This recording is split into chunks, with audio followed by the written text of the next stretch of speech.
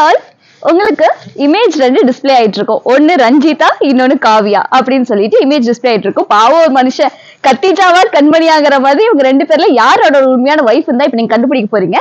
உங்களுக்கு நான் ஒரு 10 செகண்ட்ஸ் டைம் தரேன். இவங்க 2 பேர்ல யார் ஒய்ஃப் அப்படின்றத நீங்க கெஸ் பண்ணிக்கோங்க. ரெடி?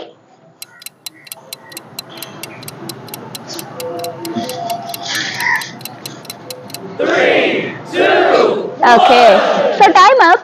சோ ரஞ்சிதாவா காவியாவா அப்படின்றத முடிவு பண்ணிட்டீங்களா? எதுக்காக இதை நான் கேட்டேன் அப்படின்றத பாருங்க. ஆன்சர் யாருன்னு சொல்லி பாத்துடலாமா? நீங்க ரஞ்சிதா நினைச்சிருந்தீங்கன்னா நீங்க நினைச்ச ஆன்சர் கரெக்ட்டுங்க. எப்படி கண்டுபிடிக்கணும் அப்படின்னு சொல்லி பார்த்தா அவரோட கையில பாத்தீங்கன்னா ஆர் அப்படிங்கிறது க்ளோஸ் அப்ல பாத்தீங்கன்னா எழுதி இருக்கும். இது எதுக்காக சொல்றேன் அப்படின்னா லைஃப்ல நம்மளுக்கான சொல்யூஷன் நம்ம கண்ணு முன்னாடியே தான் இருக்கும்.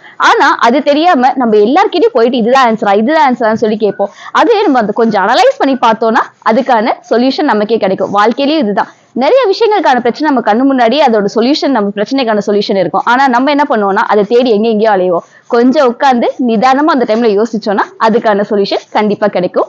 பிடிச்சிருக்குன்னு நினைக்கிறேன். நன்றி.